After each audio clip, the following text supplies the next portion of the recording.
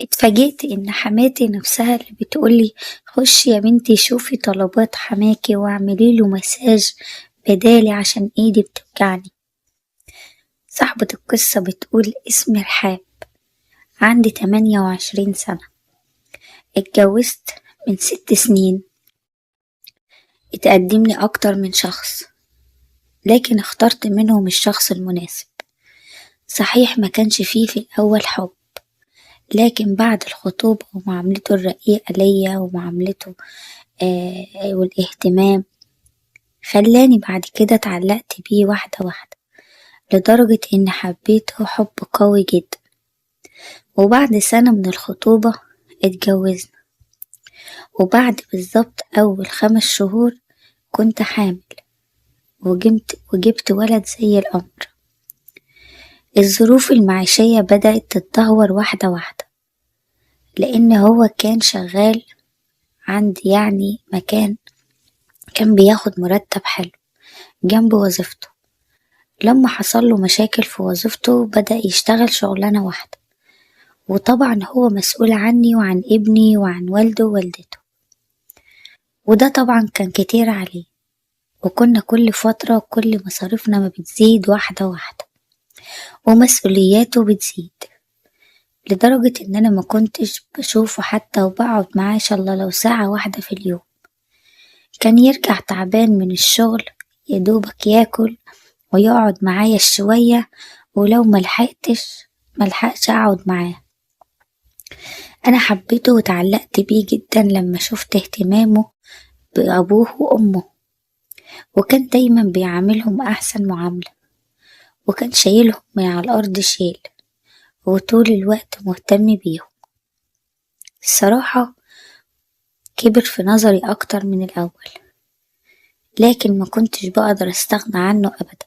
لما كان يغيب بره فترات طويلة يعني اليوم كامل كنت أحس إن هو وحشني جدا، وكنت بقابله بطريقة مختلفة، وطول الوقت كنت بحاول على قد ما أقدر أكون الزوجة اللي موفراله كل راحته. لما كان بيرجع كنت ببقى مخلصة كل الشغل بتاع البيت وشايفة طلبات ابني ونايم كمان، وكنت ببقى على سنجة 10 ومستنياه محضراله الأكل وفي خدمته أول ما يرجع على طول. كنت الصراحة بكون معاه مبسوطة جدا، وهو كمان كان قوي وشديد وما كانش أبدا بيسيبني غير لما بكون مبسوطة ومرتاحة. كان في بينا تفاهم وحب قوي، هو كمان كان بيبادلني نفس الحب والاحترام، واللي بينا فعلا كان حاجة كبيرة جدا، وكانت كل يوم بتكبر عن الأول. سنة ورا سنة كانت علاقتنا بتقوى أكتر من الأول. كنت طبعا هنا بتكلم معاه يعني إن أنا مش عايزة أجيب أولاد دلوقتي، بعد طبعا محمود ابننا ما يكبر شوية. ولكن هو قالي لأ، لازم تجيبي أولادك وانت صغيرة، علشان طبعا بعد كده لو ما حبيتيش تجيبي الأولاد وتعبانة تبقى خلاص عديت المرحلة دي، وقدر يقنعني بالموضوع. وفعلا بدأت إن أنا أركز معاه أكتر، وكنت من أول شهر جهزت نفسي كنت حامل، وجبت ولد كمان. كان فرحان بيهم جدا، لكن طبعا مع مرور الوقت المسؤولية زادت أكتر والمصاريف بقت أكتر وأكتر، وهو طبعا على القد يعني أكيد ما عندوش أي فرصة متاحة. ومع رغم إن العيشة كانت صعبة ومعظم الالتزامات ما كانتش بتبقى موجودة، ولكن أنا برضو كنت مبسوطة بوجوده، لأني عارفة نفسي مش هقدر أستغنى عنه أبدا. وفي يوم كان راجع مهموم شوية، ولما سألته زي ما أنا متعودة دايما أسأله لما بشوفه متضايق، وما بسيبوش أبدا غير لما بيفضفض باللي في قلبه ويقول لي إيه اللي مضايقه وإيه اللي مزعله. رد عليا بعد إلحاح شديد مني وقال لي الراجل صاحب المحل بدأ يصفي المحل لأنه بادئ إن هو يسافر وخلاص بيقفل كل شغله وأعماله هنا، ومش عارف بعدها ممكن أعمل إيه. رديت عليه بكل هدوء وقلتله ممكن تشوف شغل في مكان تاني. رد عليا وقالي الشغل ده أنا فيه بقالي سنين وبيقدر موقفي وبيساعدني وبيديني كمان مرتب عالي، ومستحيل المرتب اللي أنا باخده في المكان ده هلاقيه في أي مكان لسه رايحة أبتدي فيه، بالذات إن أنا ابتديت فيه من قبل ما نتجوز وقبل حاجات كتير أوي ما تمر علينا، فبالنسبة لأي مكان تاني الأمور هتختلف تماما، وبعد ما كنت بوفي نص التزاماتكم مش هعرف أوفي أي حاجة. وكان متضايق جدا. رديت وقلتله بكل هدوء ايه رأيك لو أنا أنزل أشتغل؟ بصلي بصة غريبة جدا وقالي ازاي قدرتي تقولي الكلمة دي وأنا لسه عايش؟ الموضوع ده تنسيه خالص وما تحاوليش تفكري فيه. وزعل مني جدا، وبعد كده سكتنا ونام وعدى اليوم. بعدها بيومين بالظبط لقيته جاي مبسوط جدا، وأنا كمان كنت سعيدة لأن هو سعيد. ولما سألته ايه سبب السعادة اللي انت فيها؟ عايزة أفرح معاك. رد عليا وقالي خلاص كل العيشة بتاعتنا دي هتتغير ومعادش هيبقى فيه أي احتياج تاني. فرجت والأمور ماشية كويس جدا. قلتله عن ايه بالظبط؟ رد عليا وقالي اتكلمت مع الراجل صاحب الشغل اللي مسافر وقدرت ان انا اقنعه يعني بظروفي واحوالي، والراجل فعلا قرر ان هو ياخدني معاه، وكنت بعمل في الاوراق النهاردة. الخبر نزل عليا حاجة كده صدمتني، وما كنتش متخيلة ابدا ان ممكن الخبر ده يلخبط فيا كل حاجة. حسيت ان انا مش عارفة ارد واقوله ايه، فرد عليا وقال لي يعني مش مبسوطة. قلت له انا مش مبسوطة لان انا مش هقدر استغنى عنك ولا اتحمل عدم وجودك، انت عارف قد ايه انا بحتاجك جنبي. رد عليا وقال لي معلش لازم تستحملي شوية وتيجي على نفسك عشان ولادك، وانا كمان مش بقدر استغنى عنك، ومش عارف ممكن الظروف هناك تمر عليا ويبقى حالي ايه في غيابك، ولكن لازم انا كمان استحمل عشان خاطركم وعشان خاطر ابويا وامي والاولاد. لازم تستحملي ووعديني انك انتي هتكوني قد المسؤولية. سبته ومشيت ساعتها، وبعدها بيوم لقيته بيقولي انا عايزك النهاردة تخلصي كل اللي وراكي من بدري وتيجي تقعدي معايا اطول فترة ممكنة. قلتله ليه؟ قالي عشان انا مسافر بكرة ومش عايز اسيبك ولا لحظة. الموضوع صدمني وبقيت متلخبطة. قعدت جنبه مسك ايدي وبدأت ان انا اعيط بانهيار، ولكن هو حاول ان هو يقويني ويشجعني ويقولي كلام يديني الإرادة والشجاعة ان اقدر اتحمل عدم وجوده، زي بكرة هبعتلك حاجات كتير وهبعتلك مصاريفك انت وولادك وزيادة، وعايزك تجيبي كل اللي نفسك فيه، مش عايزك تحرمي نفسك ولا تحرمي الأولاد من حاجة، وأي حاجة تحتاجيها في أي وقت ممكن تكلميني. كلام كتير من الحاجات ديت يعني.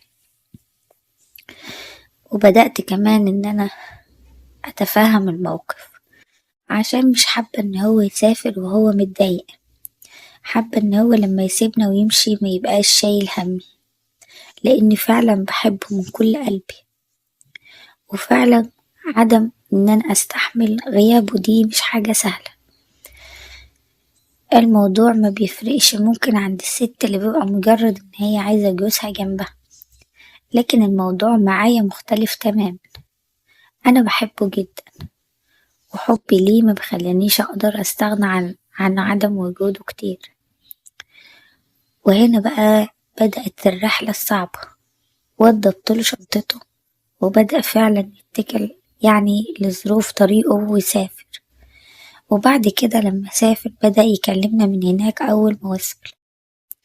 حسيت كده أول ما اطمنت عليه إن هو وصل مكانه وبدأ ينزل شغله إن أنا اطمأنيت وأتقبل الوضع. لكن بعد أسبوعين بس من غيابه ما كنتش قادرة أتحمل أبدا الوضع اللي أنا فيه، وما كنتش عارفة إن الموضوع هيبقى صعب كده. أنا كنت عارفة إنه متخيلة إن الموضوع هيبقى صعب، لكن باللي أنا وصلتله واللي أنا حسيته ده كان حاجة صدمة بالنسبة لي. بقيت مش عارفة آكل ولا أشرب ولا أعيش ولا أركز مع الولاد، وحاولت إن أنا أركز أكتر وأكمل زي ما وعدته، لكن الموضوع كان بيزيد علي. وفي يوم قررت إن أنا أكلمه وأخد راحتي معاه في الكلام، لكن هو قال لي ما ينفعش، أنا عارف اللي انتي فيه، ولكن الكلام صدقيني مش هيغير حاجة، بل بالعكس هيزود همومك ومشاكلك. وساعتها قفل معايا المكالمة. وأنا مهما اوصفلكوا حالتي مش هقدر اوصفلكوا اللي أنا كنت فيه.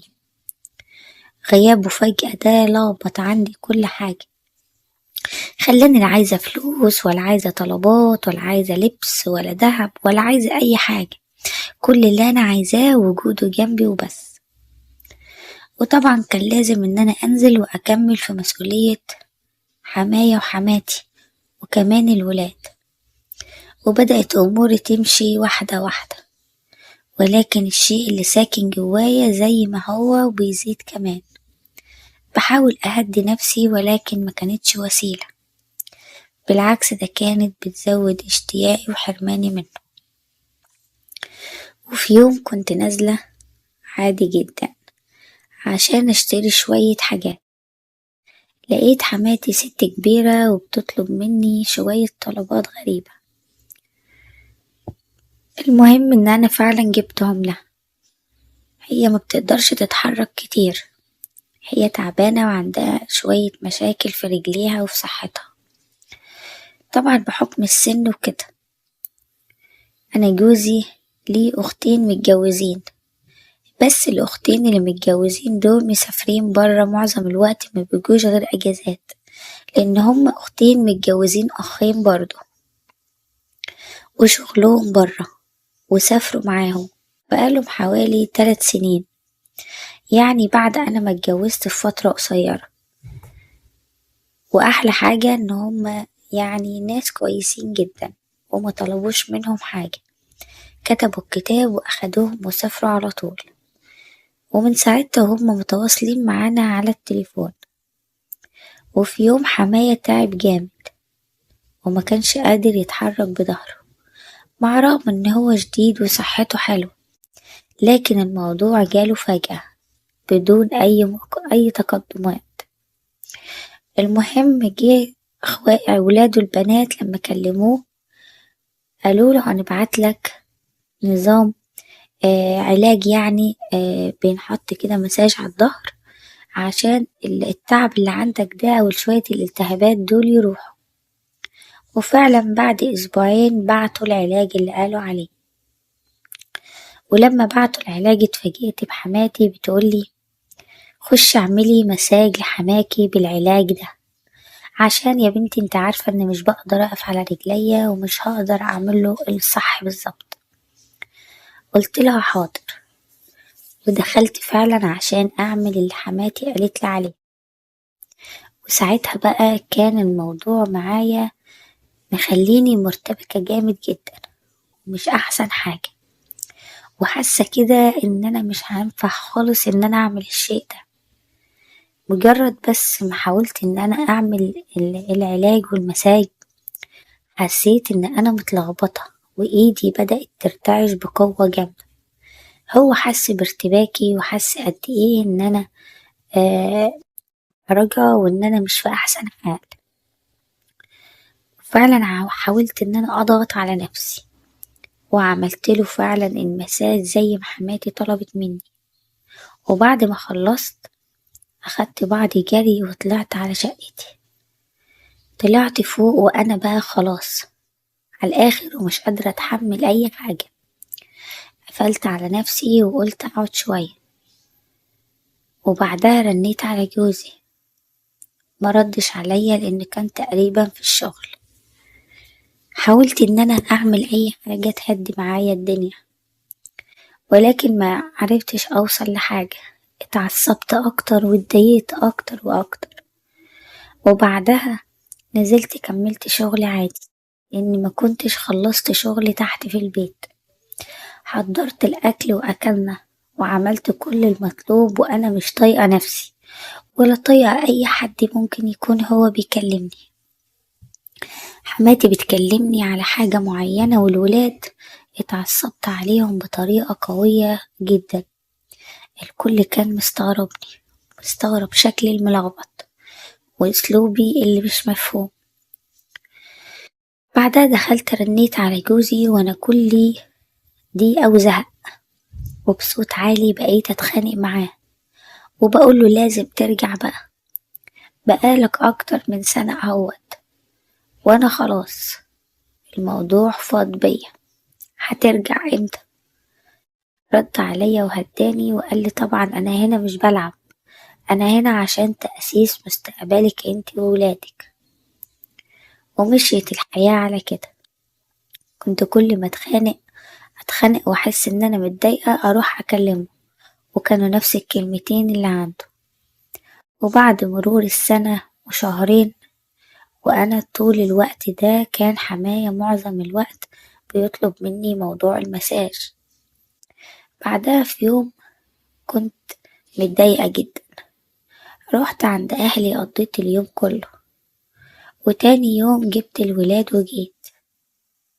طلعت على طول على شقتي من غير ما أعدي على حماية ولا حماتي، لأني كنت حاسة إن أنا متضايقة جدا وكنت تعبانة، وقلت أطلع على شقتي على طول عشان أنام وارتاح. لكن الساعة 2 بالليل اتفاجئت بوجود حماية قدامي، وأنا والولاد كنا قاعدين واخدين راحتنا. المهم لما سألته في ايه، في حاجة مهمة؟ مركزتش ساعتها أنا قاعدة ازاي ولا لابسة ايه ولا هو جه ازاي ولا أي حاجة. اتخضيت جامد على حماتي، قلت أكيد تكون تعبانة، في حاجة في حماتي؟ حصل حاجة؟ قالي لأ مفيش حاجة، أنا بس كنت طالع أطمن عليكوا أشوفكوا جيتوا ولا ما جيتوش. بعد ما قالي مفيش حاجة واطمنت، رديت عليه وقلتله طب ازاي انك انت بتقدر يعني تدخل كده من غير ما تديني اي صوت ولا اي حاجة؟ ودخلت جري غيرت الملابس بتاعتي، وبعدها اتكلمت معاه وعرفت ان المفتاح ده معاه احتياطي، وكمان حماتي معاها وواحد معاهم من ساعة ما اتجوزنا، وواحد اثناء ما نسينا المفتاح قبل كده وما كناش عارفين ندخل. فجوزي عشان يبقى مأمن الدنيا خالص ادى لكل واحد فيهم مفتاح عشان حصل اي حاجة في اي وقت يبقى المفاتيح البديلة موجودة. المهم رديت عليه ساعتها وقلتله بس برضو ما كانش صح، كنت رن الجرس ولا اعمل حاجة. قالي معلش ما كنتش اقصد، انا 80% فاكر ان انتوا ما جيتوش، لان عمري ما توقعت ان انت ممكن تيجي من غير ما تعدي علينا زي ما انت دايما متعودة. المهم لقيته بيقولي أنا حاسس بيكي متضايقة بقالك فترة طويلة ومش راضي أتكلم معاكي في حاجة، لكن الظاهر غياب جوزك تعبك جامد وعملك مشاكل ومخليكي دايما مش مركزة ومش مبسوطة. رديت عليه الصراحة لأن كنت حاسة إن أنا عايزة أتكلم بعد هو ما اتحايل عليا فترة طويلة. رديت عليه وقلتله بصراحة أيوة أنا متضايقة جدا من غيابه. وساعتها انهارت من العياط، وبدأ هو يهديني ويقولي ما تزعليش، لازم تعرفي انه لازم يعمل كده عشان ولاده وعشان حياتك. صحيح الظروف بتاعتنا ما اتحسنتش وبقت احسن حاجة غير بعد سفره، بقى عندنا كل الالتزامات وزيادة، وبدأنا نحوش فلوس كمان كتير من اللي هو بيبعتها، فكان لازم ان هو برضو يسافر عشان انتي ترتاحي وولادك ما يبقوش تعبانين وناقصهم حاجة، ده غير مسؤوليتنا اللي زايدة عليه. وبدأ فعلا يهديني ويتكلم معايا، وساعتها حسيت ان انا ارتحت شوية لما اتكلمت، وسابني ونزل. والصبح لقيته بيخبط علينا وبيقول لنا يلا عشان اتأخرتوا يا ولاد على المدرسة.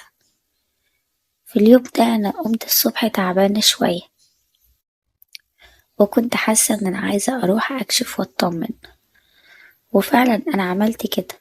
وكان حماية اللي مسؤول في اليوم ده عن الولاد، لبسهم هدومهم وجهز لهم حاجتهم ووداهم كمان المدرسة.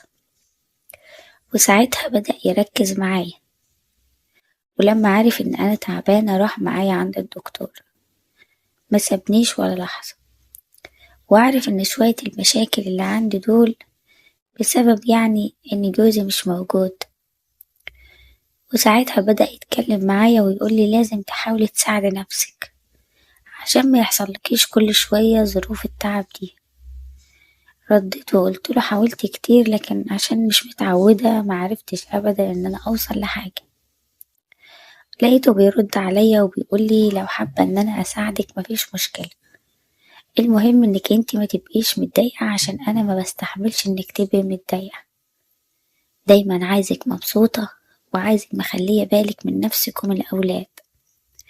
وبدأ فعلا يتكلم معايا كلام من النطاق ده.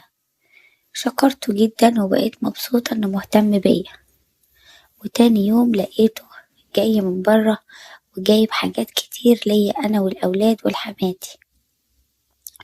كنت مبسوطة جدا، بالذات ان هو جاب لي شوية حاجات كنت فعلا محتاجاهم. ولكن عشان نفسيتي طول الوقت وحشة ما كنتش بفكر ابدا ان انا انزل ولا اشتري حاجة ولا اجيب حاجة. وكنا دايما فعلا بيحاول على قد ما بيقدر انه يملى كده الفراغ اللي موجود في حياتي وحياة الولاد. وفعلا بدأت حياتنا تتغير للأحسن، وبدأت أنسى فكرة إن أنا محتاجة جوزي ينزل، لأنه بدأ إن هو يهتم بينا أكتر من الأول بكتير. دايما بيجيب لنا الحاجات اللي احنا بنحبها، بيفاجئنا بيها، دايما بيساعدني وأنا بشتغل، دايما مهتم بيا، مركز معايا، بيشوفني محتاجة ايه، في حاجة أنا عايزاها، متضايقة، مبسوطة. حاجات كتير قوي ما كانتش بتحصل قبل كده. بس الصراحة لما قربت منه لقيته شخص جميل جدا جدا. وفي الوقت ده عايزة اقول لكم كنت كل يوم يعني بحس ان انا آه بتعلق بوجوده اكتر. الحقيقة انا عارفة ان ده كلام ما ينفعش، ولكن الفراغ اللي جوزي سايبه جوايا حاسة ان في حد لازم يملاه عشان اعرف اعدي الايام. مش طريقتي ولا اسلوبي، بس هو الموضوع جه من غير ترتيب ومن غير تفكير. وبدأت أيامي تعدي وهي أحسن حاجة. دايما بنخرج ونتفسح، ودايما كمان بننزل نشتري حاجات مع بعض، وبنقضي وقت حلو جدا مع بعض. بس الأمور جت واحدة واحدة ومن غير زي ما قلتلكم ما نحسب لها أو نفكر فيها. بدأت المسافات بينا تتشال بس بطريقة هادية جدا وعلى المدى البعيد. ما كنتش أتخيل إن أنا ممكن أوصل لكده في يوم من الأيام. وفي يوم جوزي اتصل بالصدفة واحنا كنا برا، ولما عرف ان احنا برا اتنرفز عليا وقال لي ازاي تخرجي انت والولاد. ولما قلت له ان انا معايا بابا رد عليا وقال لي برضو ما ينفعش انك تخرجي، يعني كمان هو سايبنا لوحدنا ومتضايق من خروجنا. حصل بينا يعني شوية اختلافات في الرأي، وكنت متنرفزة جدا. وفي اليوم ده حسيت ان انا تعبت جامد. كان في الوقت ده طول الوقت حماية جنبي مسابنيش. ولما طبعا رحت البيت وتعبت زيادة فضل جنبي أنا والولاد. الليلة دي ما سبناش خالص. الصراحة كنت مطمنة بوجوده لأن كنت متضايقة نفسيا جدا. وبدأ إن هو يهتم بينا، وواحدة واحدة الأمور تمشي.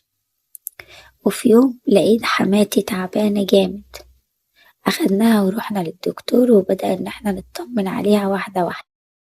لكن حالتها كانت مع رغم بندوها الأدوية وبنراعيها، لكن كانت حالتها مش أحسن حاجة. كانت كل يوم الأمور بتختلف عن يعني اللي قبلها. حماتي تعبت فجأة والموضوع بدأ يزيد. كلمت جوزي وقلت أكيد يعني دي حاجة كده هتشجعه إنه يرجع.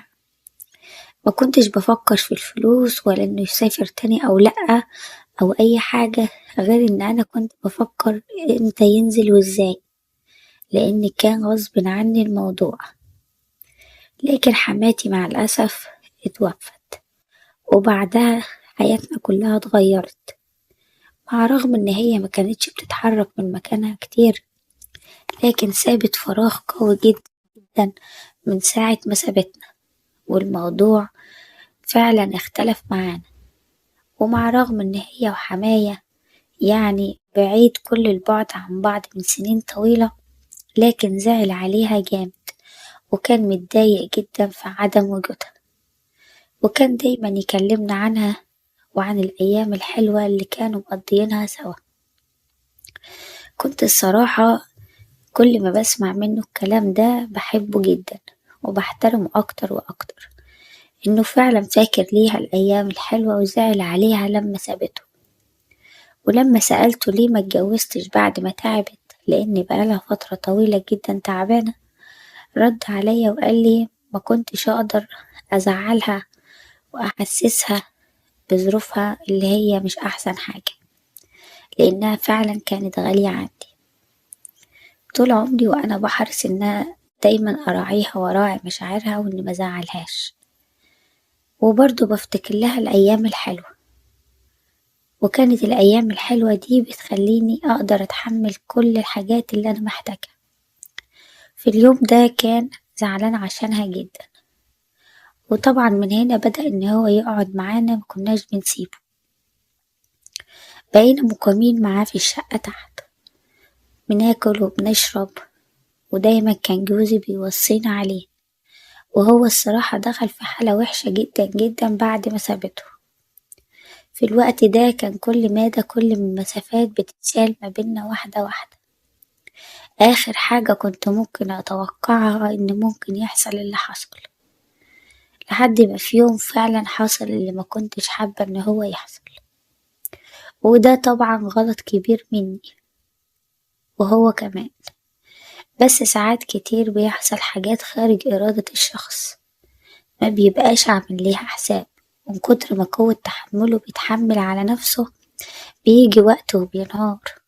وده فعلا اللي حصل معايا، انهارت من غير ما أحس. وبعدها بفترة حصلت حاجة ما كنتش عاملة حسابها، ومش عارفة ازاي حصلت مع اني كنت عاملة حسابي كويس. لقيت نفسي حامل.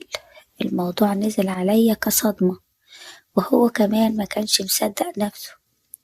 قال لي معقولة من مرة واحدة ده يحصل؟ أنا كمان ما بقيتش مستوعبة اللي حصل. من ساعة ما عملنا الحاجة ديت مرة واحدة ما حصلتش تاني، لأنها كانت لحظة، فعلا كانت لحظة ضعف. فبعدها اضطريت إن أنا أروح عند دكتور ليه في الطرق ديت يعني وكده، لأن قالي لازم إن احنا منكملش في الموضوع. ولما رحت عشان أعمل كده حصل لي مشاكل كبيرة جدا، لأن في الوقت ده كنت تعبانة، وكان كمان الموضوع صحتي ما يسمحش. وساعتها تعبت وشالولي يعني الرحم وكده. بعدها طبعا عايزة أقول لكم إن أنا ما قدرتش أواجه جوزي بالمشكلة. وبعد ما رجع بكام شهر أمورنا استقرت، وكان ساعتها عاملين حسابنا على كل حاجة. طلب مني إن احنا نجيب أولاد، وأنا من ساعتها كل شوية أقوله